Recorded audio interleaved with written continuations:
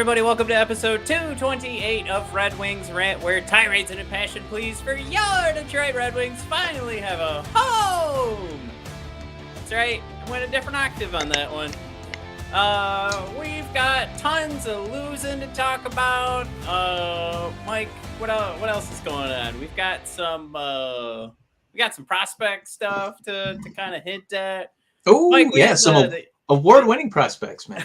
We had the ESPN broadcasters telling us it's okay, Red Wings fans. You've got all these high-profile free agents they're coming running over in just a sec. So we had that going down for us. So Mike, everything's just look it up. If you're a Red Wings fan, according to ESPN.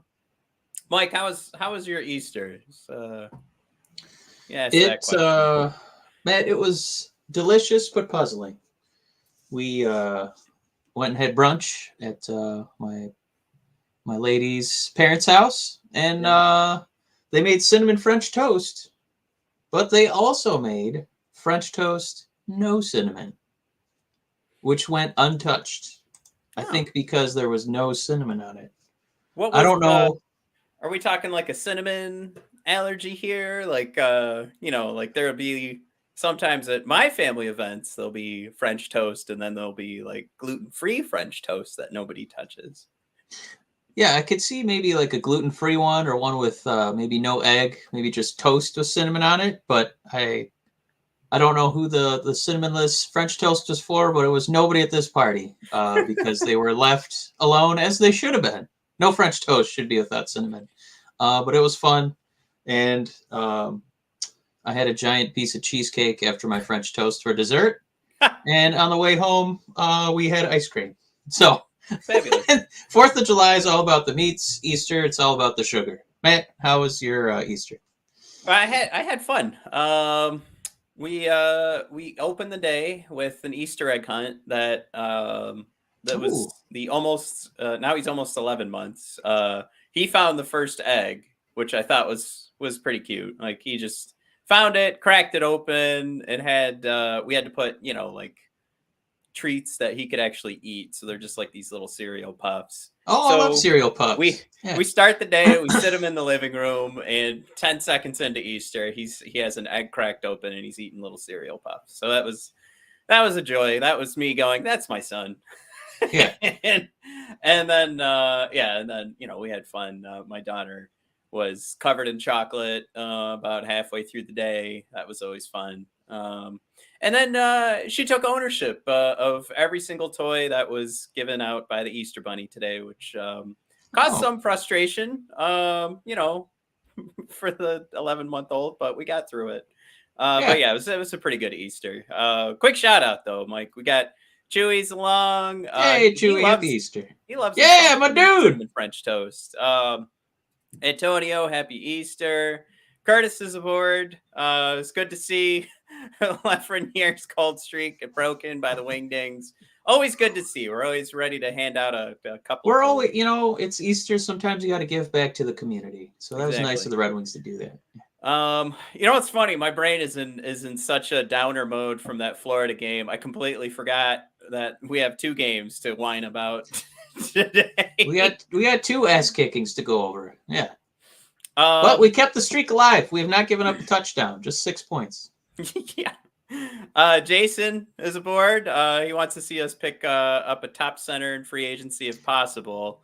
Jason, I got some bad news. You're going to be posing like that little thumbnail alien when free agency comes around, because we're going to go over it in a few minutes. It's looking pretty bleak, my friend. Woo! And Ketzel's aboard too. What's going on, Ketzel?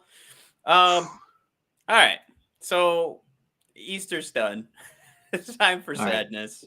All right. We got destroyed twice this weekend, Mike. We got little tiny numbers. Can I add one note? Yeah. I apologize. We actually did give up a touchdown, but Florida missed the extra point. So that's all we wanted. Yeah. Anything under 7 is a victory.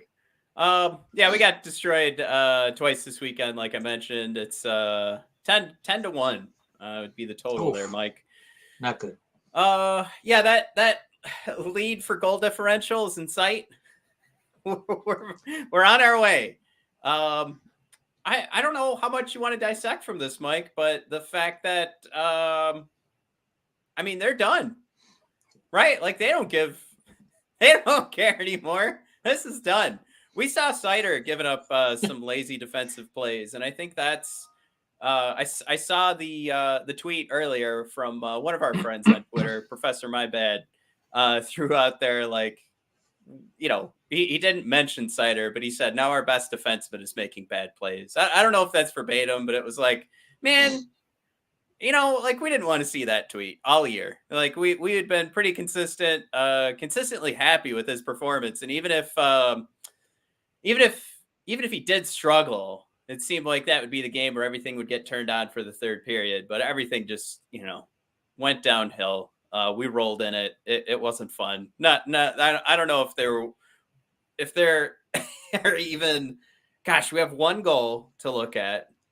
I guess it's kind of nice because it was actually getting to see Vrana and Zadina play together, and it resulted in a Pew Suter goal. So we can pull up that one highlight we have. I guess I'll kind of ramble into it as I share my screen in a second here. But, the fact that we could sit here and say there weren't even like a ton of like Seider highlights. There was a hit on Giroux, I think, early in the game. But outside of that, like just because the play was so below even, Red Wing bad for everyone. Like we couldn't even look at like Lucas Raymond. Oh, there's a bunny right outside my window. And Easter Sunday. Is he pooping an egg? Yeah, there he goes. He's pooping a chocolate egg for you, Matt. But you know what I mean? Like it's just it's such a bummer, and it just we're turning so sour right now. This team and the ability to watch them, only because there isn't. This is barely a bright spot. I think even this what I'm about to share here. Is the Red Wings tweeted out like Suter goal period. Like they weren't even psyched to tweet it out. Like it was just. Should we throw in an exclamation point? No, there wasn't even an exclamation point. I think maybe I'll pull it up in a second just to confirm what it actually was. But yeah, there was nothing to celebrate here. But Mike, do you want to give thoughts before we look at possibly what Vrana and Zadina could look like if they get a full season to play together? There's so many excuses we can make, like Seider's way, right? I mean, he had a good season, and if his numbers kind of tail off at the end of the year, I mean, we're the toughest part of our schedule against motivated playoff teams that are jockeying for a position. Florida jockeying to, have the most points in the league, and the Red Wings, they're already playing without a full hand, and. They're not. They don't. As soon as the other team kind of gets a lead, you can kind of see why they're ready to fold.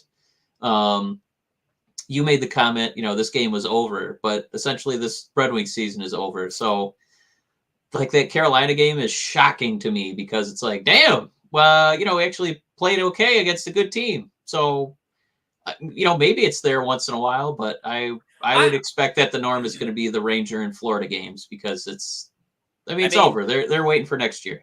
Yeah, I mean, we talked about it in the last episode.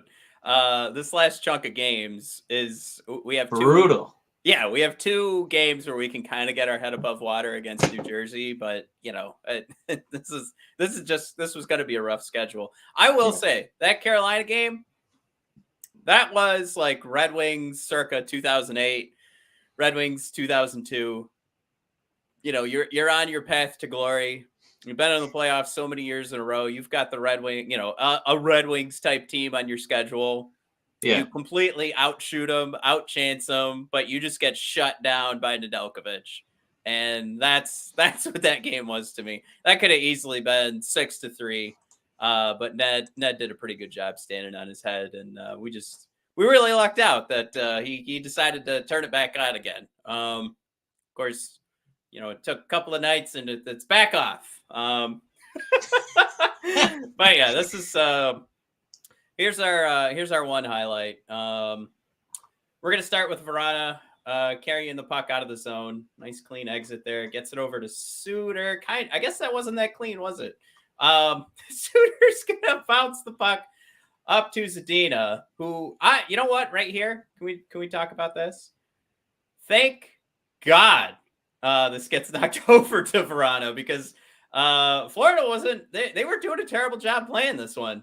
But yeah, we get the lucky bounce over to Verana. We teased him at the start there because how many goals did he start with before he actually got an assist? He had like 6 goals before an assist, which he's our goal scorer. And when we tease him, we're just teasing him. But look at this monster of across 2 Florida Panthers. Has to make sure Zadina doesn't touch the puck because we know he's Mr. Snake Bitten himself. So we gotta get this. We gotta get this on a stick that's shooting above 5%. And we do. Hughes puts it away. Beautiful pass from Verana. So, again, I'm teasing Zadina a little bit here, but yeah, Florida. There's one alternate. Pretty well. There was one alternate angle I saw of this highlight where you could see Verana go to Zadina. No, so that it would get all the way through to Hughes. We do have to give a shout out. Anthony's here. What's going on, my man? Hey, he misses a lot of episodes being from Australia, but he does catch him on the podcast. Got to say hello to Anthony when he's here. Oh, thanks, man. Appreciate it. Yeah. He is thrown out there to that point. He's glad these games are at 2 a.m. and 2:30 a.m. so he could sleep right through the pain. I mean, this is the way to be a Red Wings fan is to have the games on while you're having a nice little nappy poo. Does it kind of feel like the Red Wings, as soon as they give up a goal, like as the season winds down, you're like, you know what, fuck it. Because Nedeljkovic had that shutout. We're like, all right, let's stay in this one. And, with Florida, it was 0-0. We were like, hey, we're right there. And then the floodgates just kind of opened and we were just put up the white flag and we were done playing.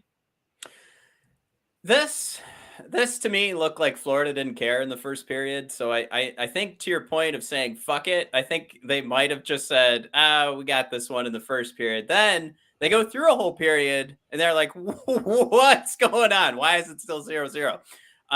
Because they totally slammed the accelerator. Like they hit the gas hard and you could feel it. It looked ugly in that second period. And even this one, we make it 5-1 and then they come right back and make it 6-1 right after. So, I mean, Florida had complete control of this game. But this is a team that I think this is 10 games in a row, 10 wins in a row for them. So we can't necessarily look at this and just say this is bad Red Wings hockey. I mean, this is just Florida excellent Panthers Florida hockey. Yeah. I think it was, maybe Dom Filipovic tweeted it out, but they have more 6+ goal games than they have 3 goal games. Wow. So a team holding them to 3 goals, they have more 6+ games, 6+ goal games.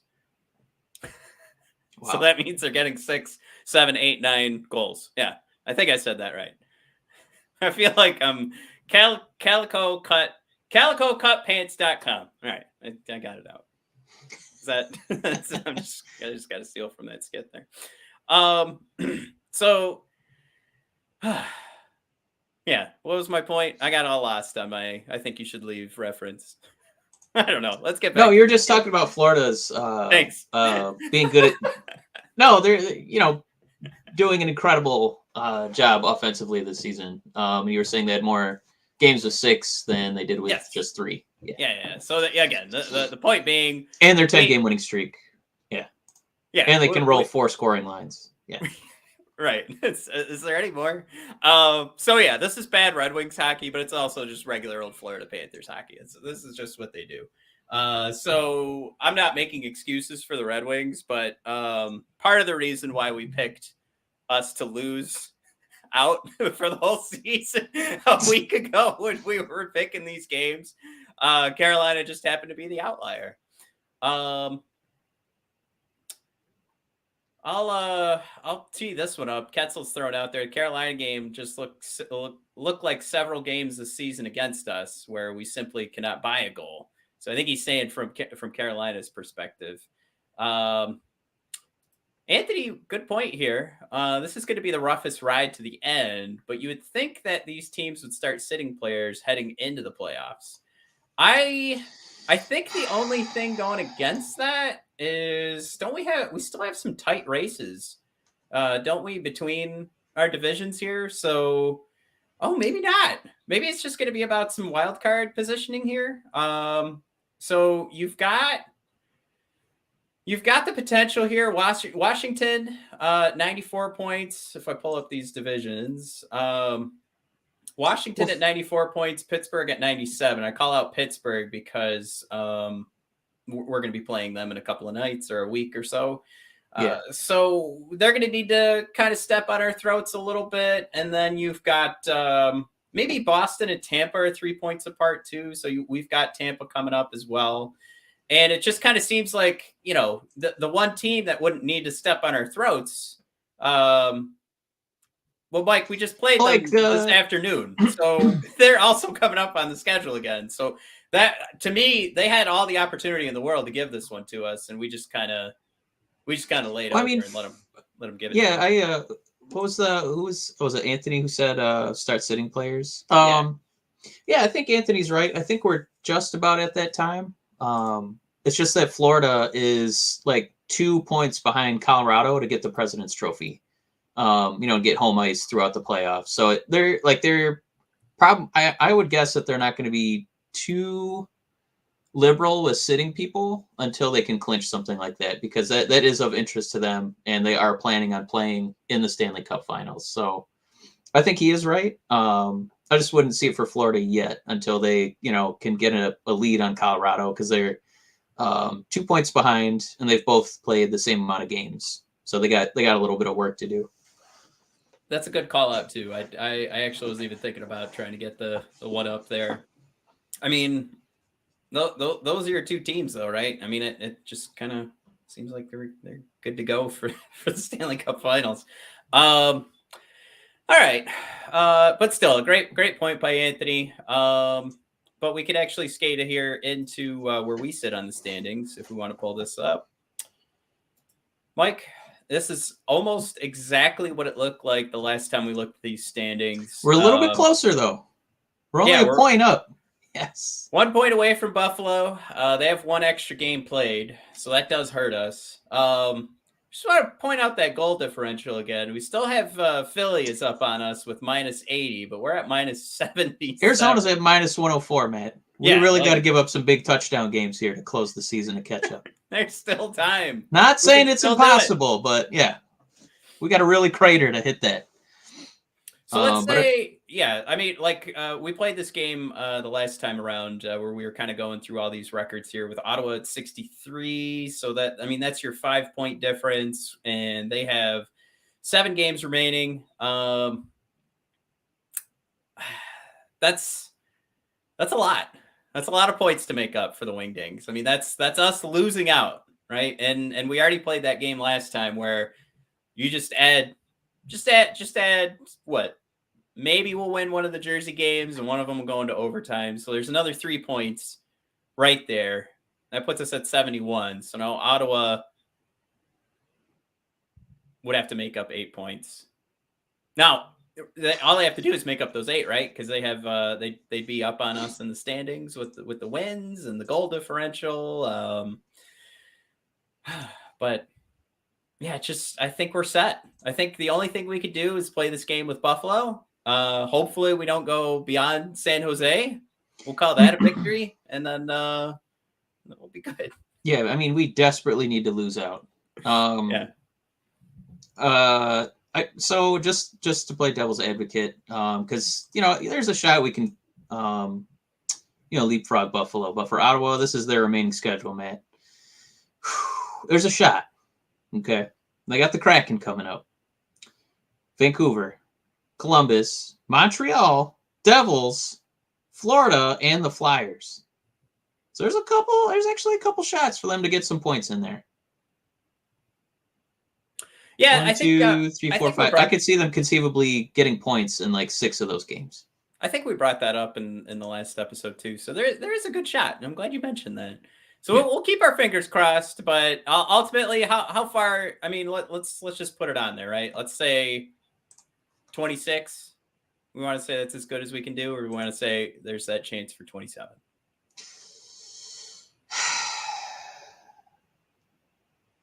If we leapfrog anybody, it's maybe only going to be Buffalo. I would be shocked if we caught the Senators. That'd be pretty incredible. I'm just saying there's the shot, right? That's if you're anything, if there's by some miracle you get down to that 27. I mean, yeah, that's God has done his work at that point to. Well, just real quick too, while we're looking at it, the last couple games for Buffalo, Devils, Islanders, Bruins, and Chicago. All right, so there's some wins in there. Yeah, a couple games where they should be getting points at least for sure. But yeah, I know we had other stuff to talk about, but just while we're looking at it, we're good. Quick shout out, Red Wings fan is here. He wants to know what he missed. Just a lot of whining, complaining. Not too much fun was had this weekend. So at some point, we've got to start having some other conversation besides talking about these games and falling down the standings.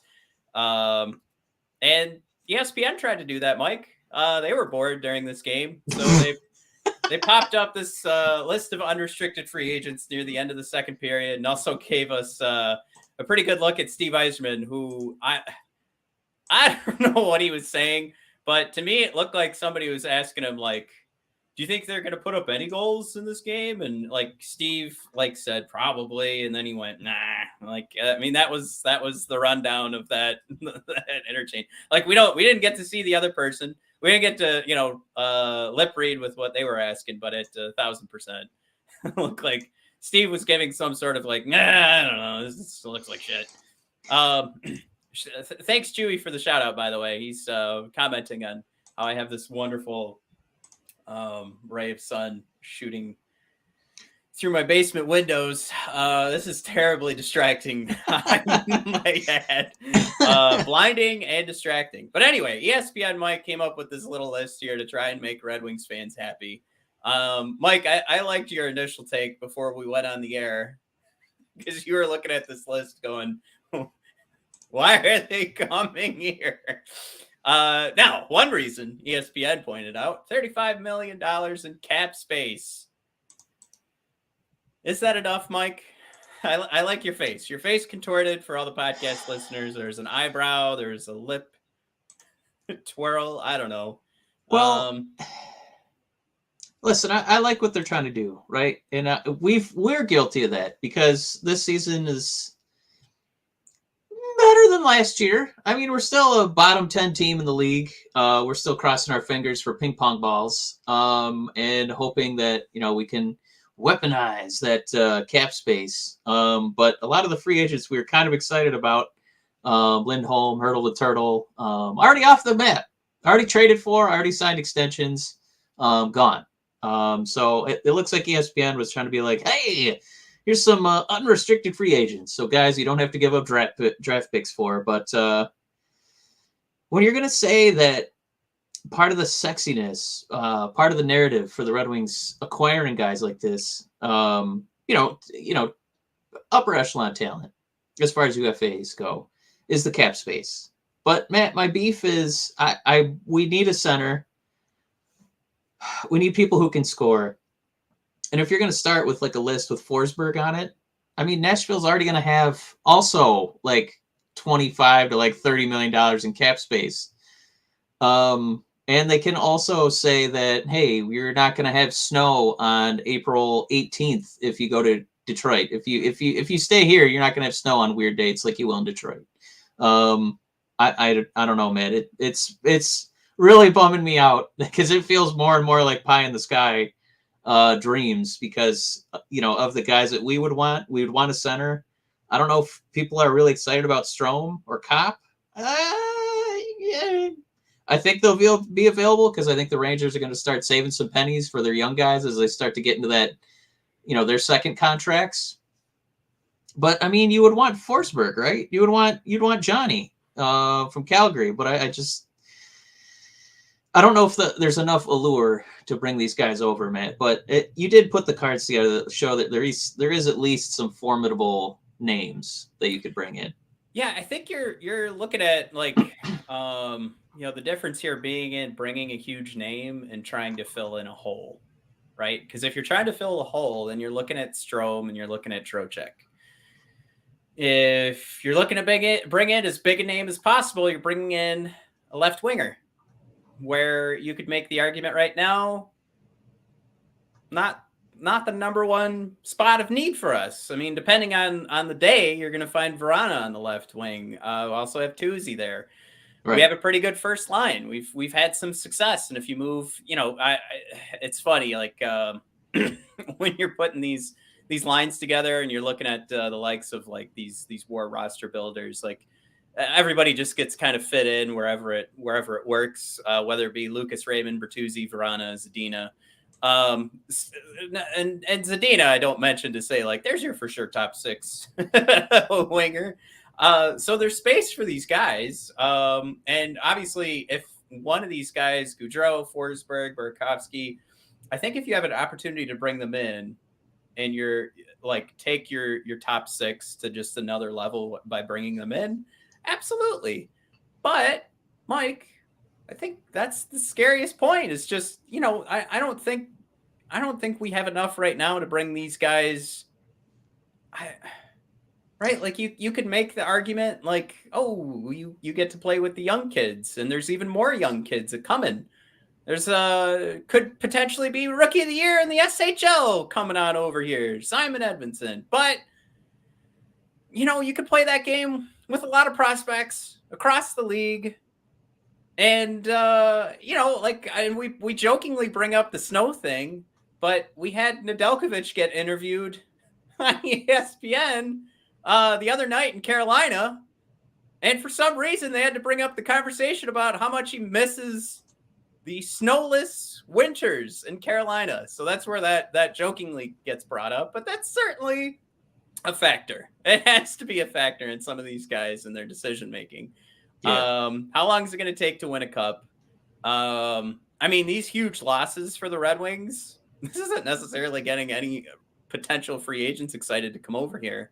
So I don't know. I think absolutely you look at those contracts and you would love to make them work. Mike, I'd even go as far, if you're bringing in one of these huge difference makers, it's not to say, like, if you're going to make the argument, we don't really need another left, we don't need to spend a ton of money on a left winger right now. We want to spend a ton of money on a center. Well, maybe we don't have that option. And then maybe we move some of our wingers and see if we could trade in and bring a center over that way with some of our talent that's already in the system. Some of the talent that, maybe had a terrible second half of the season. It sounds like you're juggling a lot of plates to try and do that. It's obviously not impossible. Obviously, that's more of a video game move. We have faith in Iceman, but that definitely sounds like an NHL, 2K kind of move. Yeah. But I just had a couple numbers I was going to throw at you because they're, the Red Wings are going to have $35 million. Wow, maybe they could be getting Johnny Gaudreau or be looking at Forsberg, but Nashville is going to have like $27 million available. I mean, that's just like one less star player that, than we have space for. So, I mean, they can easily fit Forsberg and a raise, to start paying him as much as like Duchesne and Ryan Johansson. So, I mean, if they had all three of those guys getting $8 million a year, they'd be perfectly fine with their cap sheet and still be able to fit, peripheral guys on the rest of the lineup. Calgary also would have $27 million to play with, so plenty of room, to bring Gaudreau back and still sign Matthew Tkachuk, who's an RFA. The one spot where you could maybe, put an offer in, and it would probably be, a little bit tough for them to manage it, would be plucking somebody from the Rangers. But I just don't know how excited you're going to be about, 28 going on 29-year-old Ryan Strome. I mean, like, because they're only going to have like 11 million to play with. But I don't know because we need a center. I just don't know if he's, the sexiest move that's, really going to make, Red Wing fans excited. It kind of feels like second or third tier kind of acquisition. I don't know if Andrew Kopp really, wets your doodle over there, but, as far as like top, UFAs in a position of need, it's, it's what you're kind of looking at. Yeah, I mean, you could look at Kopp here, and he's doing pretty good on the penalty kills. So I think you might be bringing him over to fill in some different roles. Yeah. I don't know. I think if I'm looking at those bottom three guys to try and fill out, and Kopp, I don't even think is getting too many minutes as a center. Somebody else could correct me who watches more Rangers games. Um, but when I first looked him up, he was only listed as a winger, is where that thought came from. But Trocheck, that was the one that was brought up on ESPN, and Buchagras said, "Well, now you've got a real top six," and I think he had his great season last year, but I mean things aren't necessarily going spectacularly this year, and this is a free agent. You're gonna have to upgrade their pay, and he's gonna be a year older. So yeah, like excitement level for Trocheck, I don't know if that really gets me. We're talking about bringing in free agents for like excitement, for like going, all right, now we're taking the next step. That's where those names on the top, again, the last thing we need right now to talk about is a left winger. Last thing we need. But if you want to talk about bringing in excitement, those names fit. But also, like Mike, you mentioned, there's no reason that their own teams aren't going to make that play themselves. But we have a ton of comments I want to touch on. But yeah, go ahead.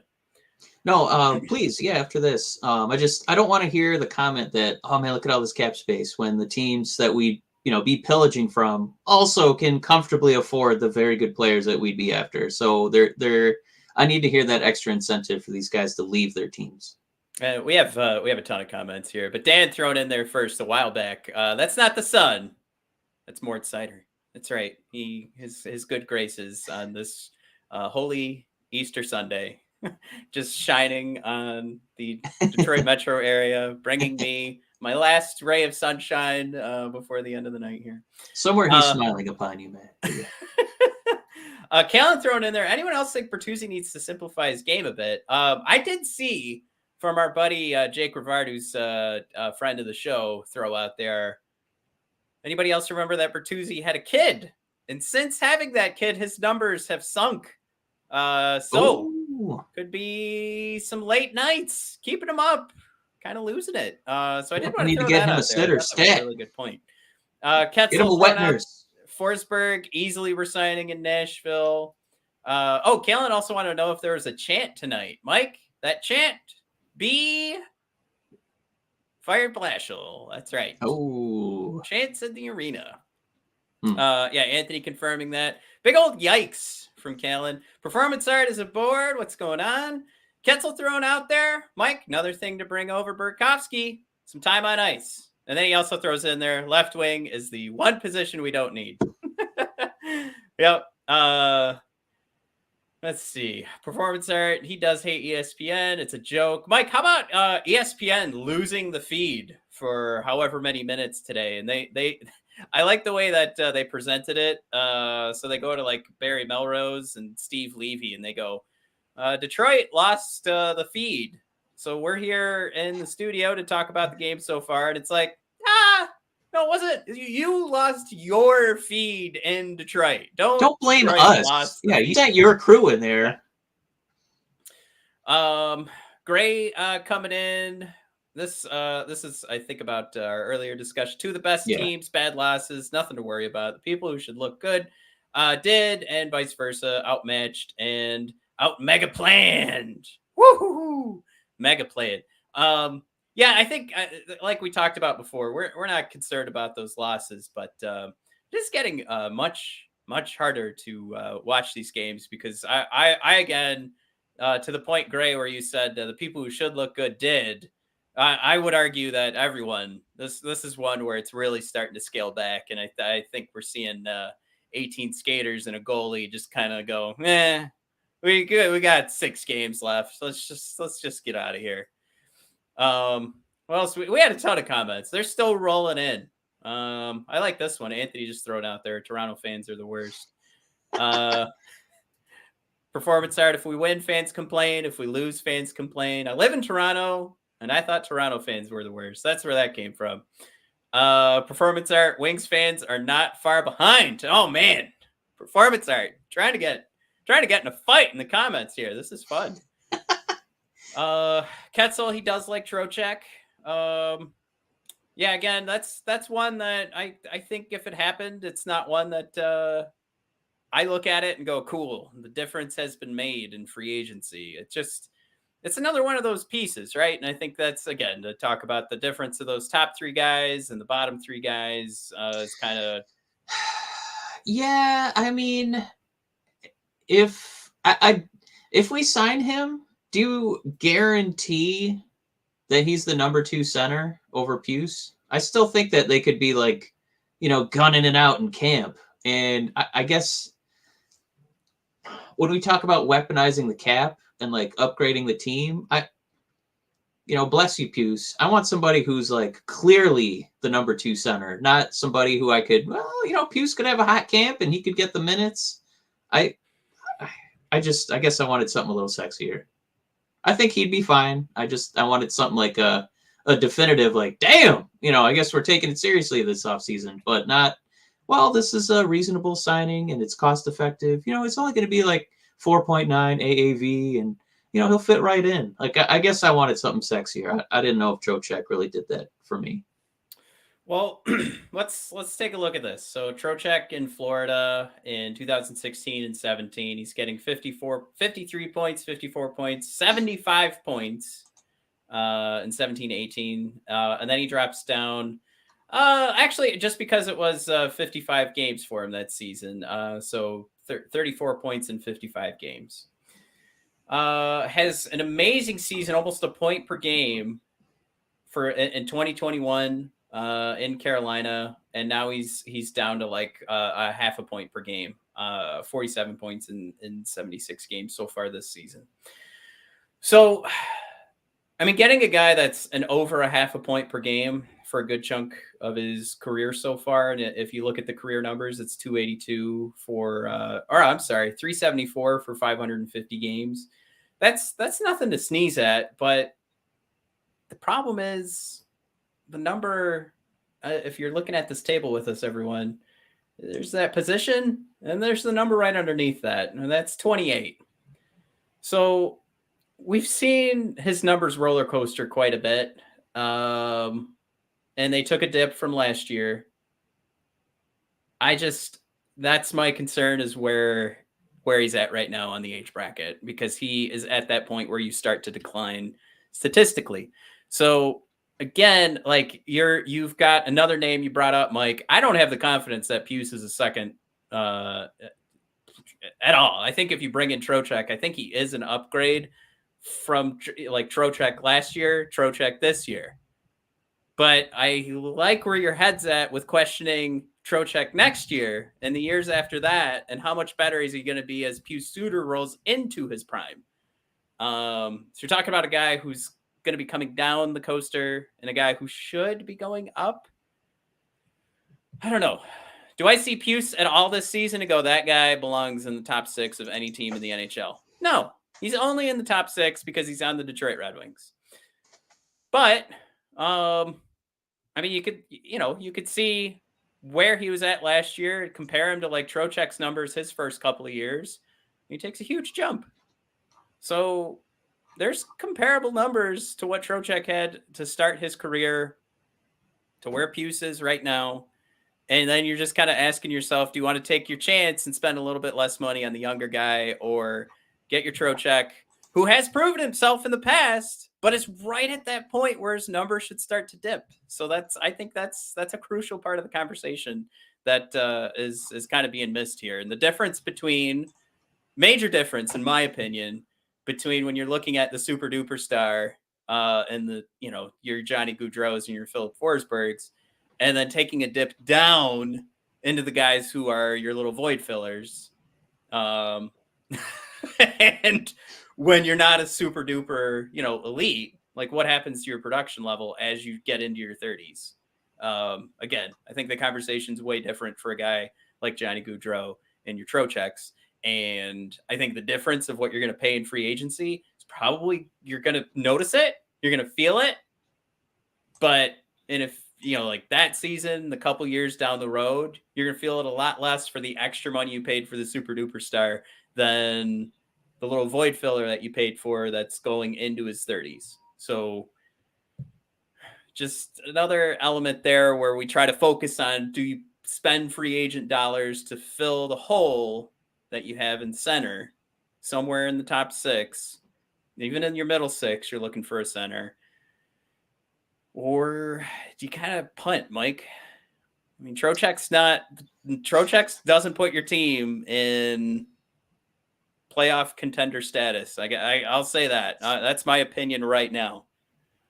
If anybody would like to come back at that, that's fine. I think he can fill a hole, but you don't sign him, and now you're a Stanley Cup contender. So, is that the signing you want to make in free agency right now? Not an ideal situation for him either. For like a starving fan base, and for Trocheck to like, yeah, maybe he starts the season a little cold, and then he's getting like free agent money. I kind of see that. I kind of see people turning on him pretty quick. So, I mean, he scored, right? You brought up the history, but I think that if we signed him, it would break my heart, and I'd be like, oh fuck, I guess we're not going to amount to anything with this. You don't have to react like that. I'm just saying, like, there's the difference between the huge major signings where we've made the difference on the team, and then there's just this. But I mean, this moves us from like 8th worst in the standings to like, fringe playoffs. Like, not guaranteed in the playoffs, like fringe.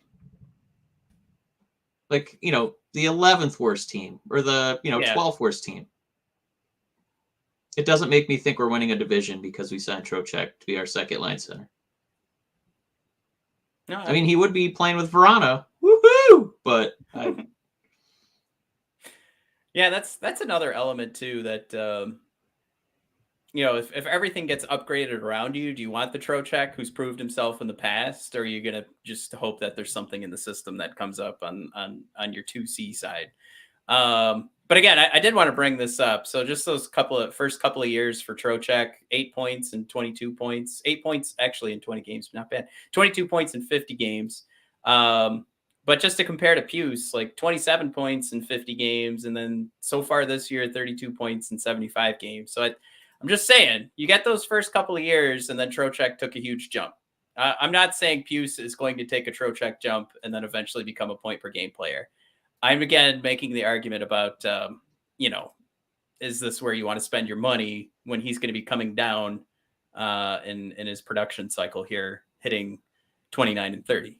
So you want to measure everything, because if you go into free agency, you're making a huge splash. No matter who it is, you're overspending for that guy, unless you're doing what Yzerman's done in the last couple of years, where it's been, let's find some guys that nobody wants. They cross some T's and dot some I's for a couple of different, advanced analytics. They are the defensive defenseman kind of thing. But I don't know if that is the game we want to keep playing either. So yeah, just a lot of questions you want to make sure you guys are asking yourselves.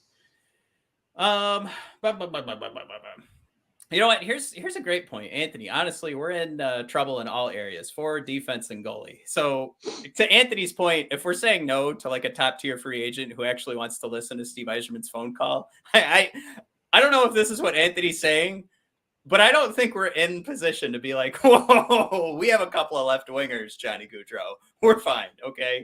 You head back on over to Calgary. We're good. So Anthony, I don't know if that was the point you're making, but that put that thought in my head. All right. What else do we have going on? That's our free agent conversation. Again, I think to wrap it up, I'm okay. I'm okay if Trocheck does actually come over. I'm just, I think we all have to prepare mentally that isn't your difference maker, like ESPN mentioned earlier today, where they said, there you go. Now you have your formidable top 6. But I don't think it hurts. I don't think it kills you that next season. I think it's just about, you're going to overspend now, and then eventually you're going to hit 30, 31, 32, however many years that contract's for. So yeah, you cross your fingers. You're making this call, right? ESPN says the juiciest thing we have to offer is salary cap. So it goes to say we're probably offering a lengthy contract as well. So yeah, it just depends on how long you want that contract to hurt, and especially since again, that's not the contract that puts you into Stanley Cup conversation. So, oh boy. Yeah. All right. So where were we, Mike? Last part of the conversation. Got some pretty good news. Something nice happened? Yeah. Mike, SHL announced their Rookie of the Year candidates, Simon Edvinsson. And Mike, you may recognize Pontus Andreasson, who we just talked about a couple of days ago. Isn't officially signed yet because I think he's still in the playoffs. But yeah, we've got Edvinsson and Andreasson still to be announced as a Detroit Red Wing. Are your SHL Rookie of the Year candidates? Feels pretty good, right? We actually cool. Have some good things to talk about. I think they had like a nice little video. I just I did plan on bringing it up for this conversation, and I completely forgot that we were going to do this. So here I am scrambling. But I mean the obvious thing, it's obvious the positives here, right? I mean, we're trying to look for these guys that aren't just. It's the same conversation with free agency. We're looking for these guys that aren't just we drafted them. Every so often they score a goal, and we're pretty happy about that. We can share like some cool deke or something like that to get us excited for next year. No, we have our actual difference makers. This is a little highlight video that they made. I believe this is going to start with a beautiful pass from Simon Edvinsson. So I think he's starting with the puck in this one, if I remember correctly, and he's just whipping this one down the ice for a goal. I mean, think about. I mean, that's like a soccer pass. Trying to get the offsides right. Throw the pass before you actually start running, so that you can start the pass onside, run to the ball, get the breakaway goal. Like that's how beautiful this sucker is. So probably a perfect highlight here by the SHL to pick. But yeah, this is just an absolute beauty. And I remember showing this one off earlier, but it's always worth another look because this is just a beautiful pass from Edvinsson. But we still got one more. Our little gentleman from, I found out, Mike, because Americans were being made fun of for calling it Luleå. It's actually Luleå. So if they listen to Red Wings Rant, the gentleman from Sweden that were making fun of us, I learned Luleå. So it's still, if you do Google Translate, it still translates it to Luleå, and it puts in there American pronunciation. So it's not wrong. It's just Sweden pronounces, it's like, do you go to Starbucks and do you order a croissant or do you order a croissant? Croissant. Oh, okay. See, perfect. You're not saying it wrong. It's your American pronunciation of the word. But yeah, here's our boy Pontus, Mike. I think you're gonna like some of these. Because we haven't shared any Pontus highlights yet. Damn. But he's not looking bad at all. He's excited. That's probably a good sign, right? Like he didn't immediately come off that goal and just scream his head off. He's like, no, I'm Pontus Andreasson, and I do this all day long. Yeah, he's got a little Verana snap on that shot, huh? Yeah, that's a beauty, isn't it? Yeah. He's got a Datsuki and Deke. He's got a Verana shot. Man, we got an 8-time All-Star coming over. Woo! Yeah. I mean, yeah, this is a pretty slick move as the puck just kind of casually rolls away from the faceoff. He's got those Verana wrists. Hit the wrong button. All right. Yeah. It's a good time for Matt to probably stop trying, but he's going to persevere. He's going to rewind again. Here we go. Man, all the times I make fun of ESPN, huh? Man, you're about to get offered a job at ESPN. I think so. You're telling me you host and do those replays? No way. Sometimes at the same time. Yeah. We've got to shut down your channel on YouTube. But second of all, would you like a job? We did get a copyright on the last episode, so that was kind of a No. yeah, that one came from Bally. It's Oh, okay. come on, Bailey. We're still friends with Bally. So yeah, so some actual good news, Mike. Oh, we did have some blurbs too. Oh, I love blurbs. Yeah. These are more for the podcast listeners. Yeah, with Pontius. Are we going to say Pontius, like with an IUS, like biblical, or are we saying Pontius? Is that, are you just trying it because of the holiday? Because of the Easter? Yeah, but his blurb, seasons ago. I'm going to say Pontus Andreasen. I'm going to say Pontius. So we'll have one of the pronunciations will be correct by the time he's over. He's successful in the SHL because among all the league's rookies, he was second in both the goal and points. This is translated, by the way, from. Yeah, I'm doing my best here to kind of paraphrase the translation. He scored, looks like 38 points in 52 matches. I really like that a lot. Bringing home that soccer analogy you had a moment ago. And per the translation, he only got better and better and better and better the longer the basic series lasted. So I'm going to say probably through the length of the regular season, he improved.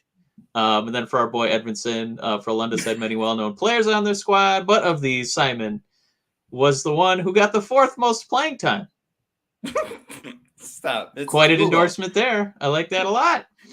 He averaged almost 20 minutes a game. Clearly most of the league's rookies, in parentheses.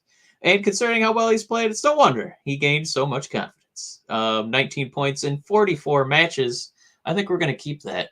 19 points in 44 matches, a couple goals, 17 assists. And Matt, we'd be remiss if we didn't include this important statistic in his regular season matches. Matt, he had 34 tackles per the stat monkeys over in Frölunda. I like that a lot. Shout out to Chris Jericho. Yeah. This is my new favorite comment today. Jalapeno. My dude. 19 JJs. Yeah. Man, I submit that we continue the matches instead of games and tackles instead of hits. All right, I'm with it. All right.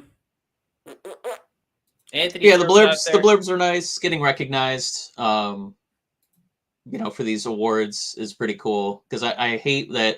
It always feels like prospects. It's always just this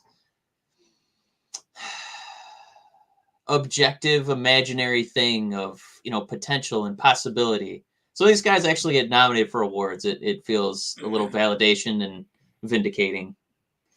Especially with Pontus, right? Because we were playing that game in the last episode where it's like, oh yeah, we can look up his elite prospects. We can look up, highlights on YouTube, but those I always tell people to shy away from because they're highlights. A sizzle reel is not, you don't get an actual good vibe of the player. 20 minutes of ice time in a 60-minute match. Exactly. Right.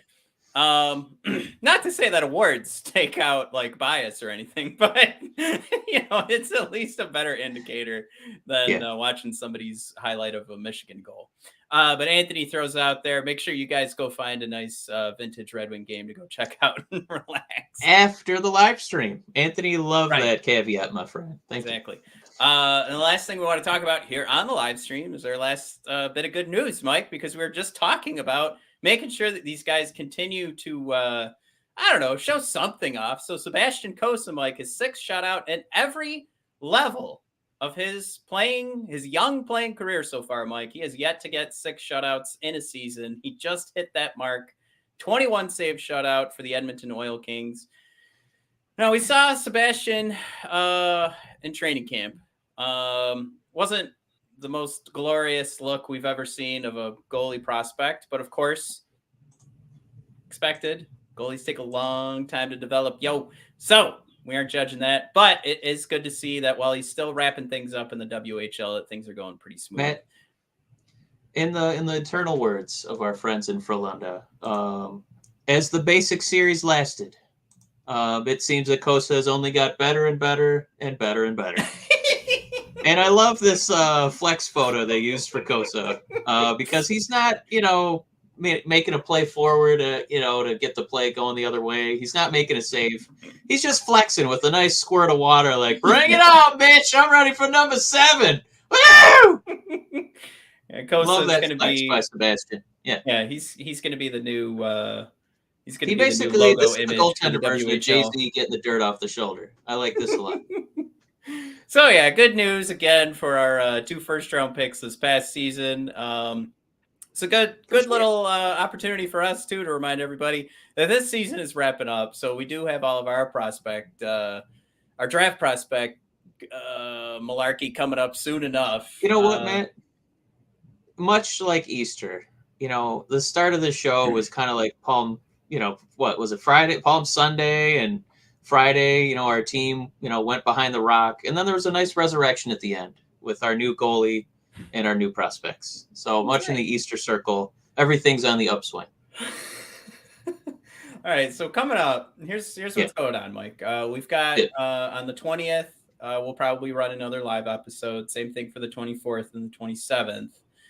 So those will still be in the regular season. So we've got 3 more inside the regular season live episodes to go, Mike.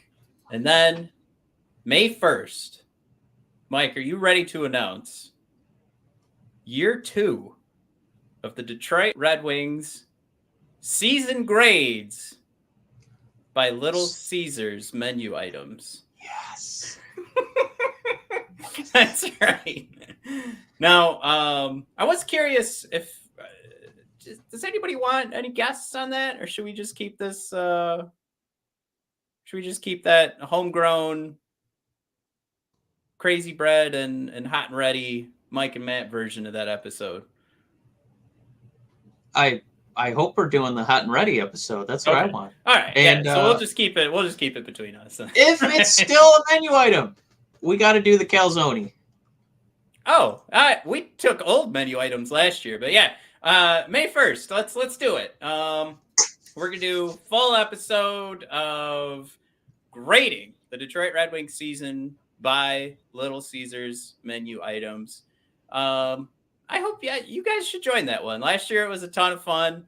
It was kind of before we got some traction on YouTube, but I highly recommend you guys check it out. It's our best opportunity to practice our improv skills. But yeah, very excited. They have to actually be Little Caesars menu items at some point. Everything's on the menu, so to speak. Everything. There's soda pop on that menu, Mike. Somebody could be a 20-ounce Pepsi, and I believe we did pick one of those last year. I'm certain we did. So, guys, check it out. Just put it on your calendar. You don't want to miss it. We'll probably have to go. I don't know. There won't be a game we'll have to worry about. Maybe we could do it early in the morning or in the afternoon, so we can. I think we're going to do a live stream and a live feeding because I'm probably going to be eating some Little Caesars while we're doing that one. Yeah, maybe we should call Little Caesars and tell them we're doing it. Do they have any relationship to the Red Wings?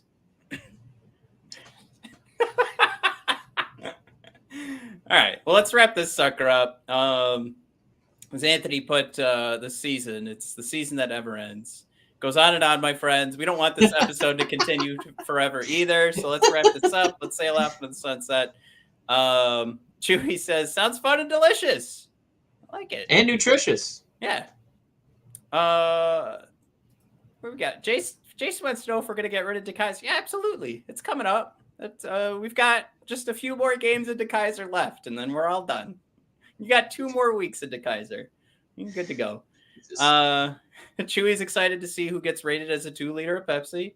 GLJ, the Detroit deep dish drop pass. Hell yeah, let's do it. It's coming.